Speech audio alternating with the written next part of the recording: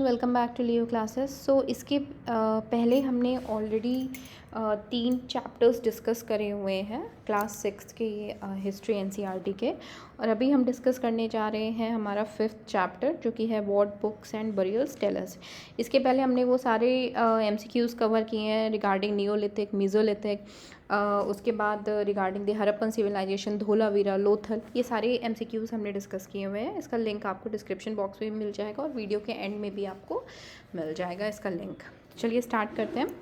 First question है हमारा, consider the following statements regarding the Rigveda. तो ऋग्वेदा से रिलेटेड हमें स्टेटमेंट्स दिए हुए हैं, हमें इनमें से बताना है कौन सा स्टेटमेंट सही है, कौन सा स्टेटमेंट गलत है।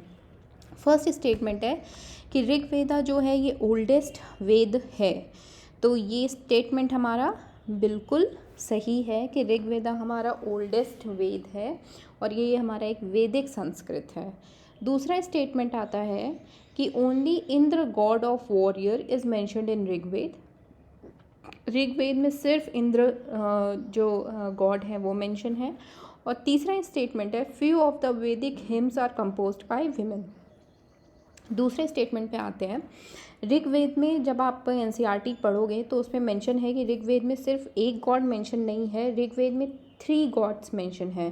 वो 3 गॉड हैं, अग्नि God of fire, Indra god of warrior, और सोमा जो कि एक प्लांट बेस्ड स्पेशल ड्रिंक होता है। तो ये 3 गॉड्स मेंशन है। सेकेंड पॉइंट हमारा, सेकेंड स्टेटमेंट गलत है। थर्ड स्टेटमेंट है few of the Vedic hymns are composed by women. तो ये स्टेटमेंट हमारा सही है। इसमें से जो कुछ वैदिक हिम्स थे वो विमेन भी कंपोज करती थी। तो जो हमारा करेक्ट ऑप्शन है वो है option C, both 1 and 3। Next question ये रहा।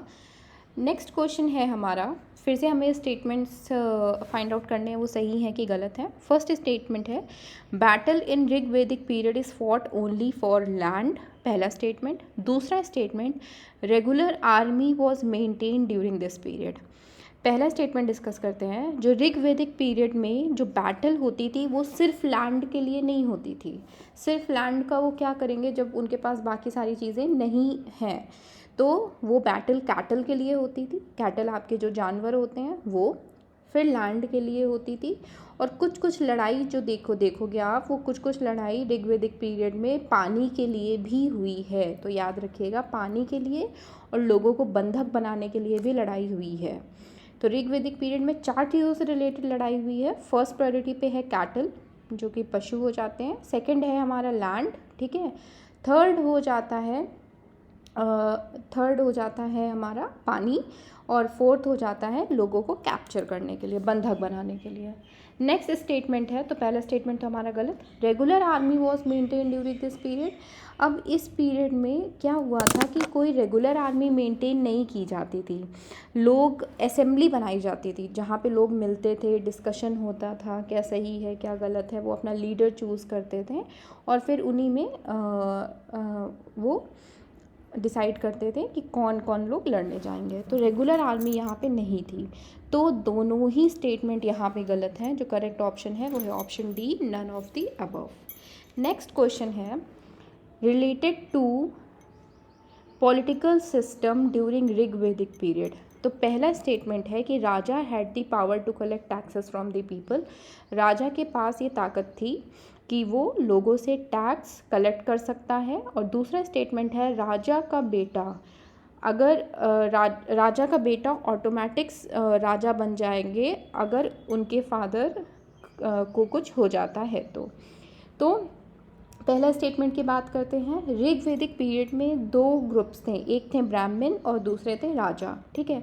अब राजा, जो ऋग्वेदिक पीरियड के राजा हैं, उनके पास कोई कैपिटल सिटी नहीं थी। जैसे हमने जब चैप्टर 1 स्टार्ट किया था तो हमने उसमें मगध पढ़ा था, द फर्स्ट बिग किंगडम, है ना।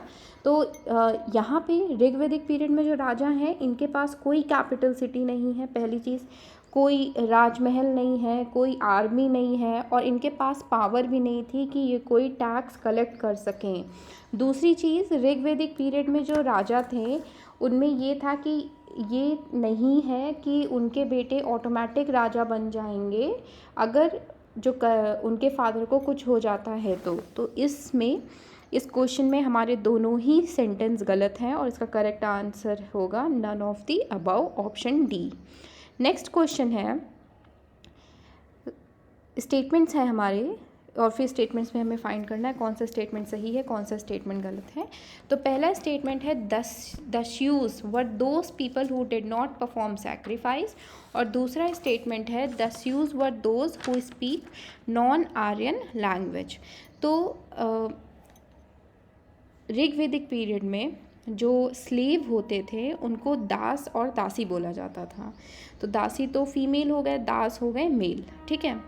अब क्या हुआ कि ये वो लोग थे, दास और दासी, ये वो लोग थे जो कभी भी सैक्रिफाइस नहीं परफॉर्म करते थे, कोई सैक्रिफाइस नहीं करते थे, और ये डिफरेंट लैंग्वेजेस बोलते थे, ठीक है। तो यहाँ पे दोनों ही स्टेटमेंट हमारे सही हैं कि ये कोई सैक्रिफाइस भी नहीं परफॉर्म करते थे और ये नॉन आर्यन लैंग्वेज बोलते थे।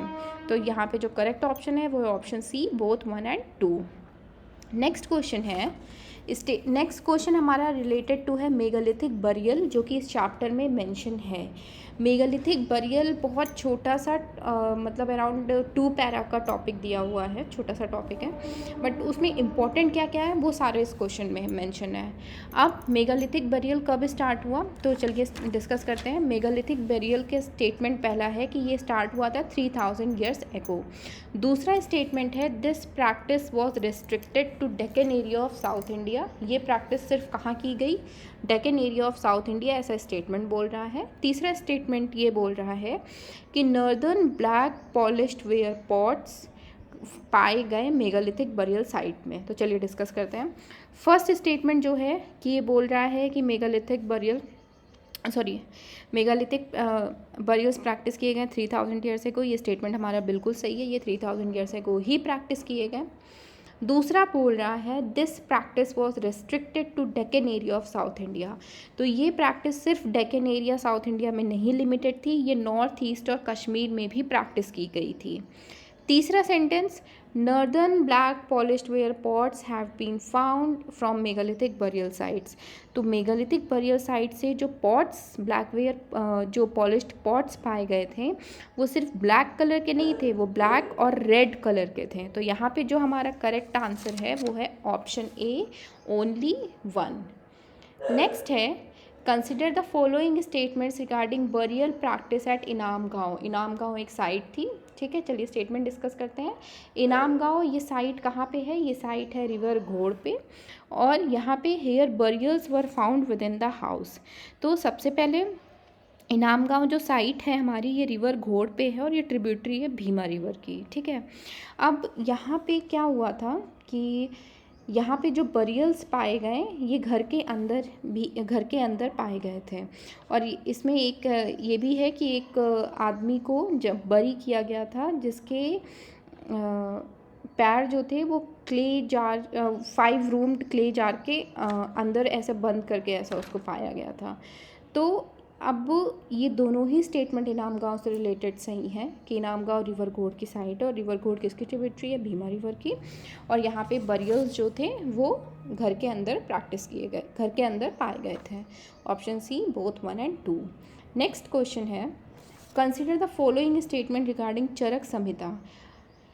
चरक संहिता कौन थे? पहला स्टेटमेंट बोल रहा है हमारा कि it was composed by Charak, a famous physician, और दूसरा स्टेटमेंट बोल रहा है कि इन्होंने ये बताया कि ह्यूमन बॉडी में 360 बोन्स होते हैं।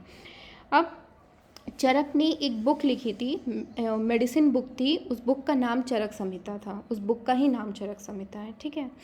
तो it was composed by Charak, a famous physician, first statement हमारा सही है। दूसरा स्टेटमेंट जो है कि पहले की स्टडी ये कहती थी कि ह्यूमन बॉडी में 200 बोन्स होती हैं, बट चरक संहिता जो इनकी बुक आई उसमें चरक जी ने यही लिखा था कि ह्यूमन टोटल 360 बोन्स होते हैं। तो ये दोनों ही स्टेटमेंट हमारे सही हैं। इसका जो करेक्ट आंसर है वो है ऑप्शन सी, बोथ 1 और 2। आई होप ये वीडियो आपको अच्छा लगा होगा। अच्छा लगा है तो please like, subscribe and share the video.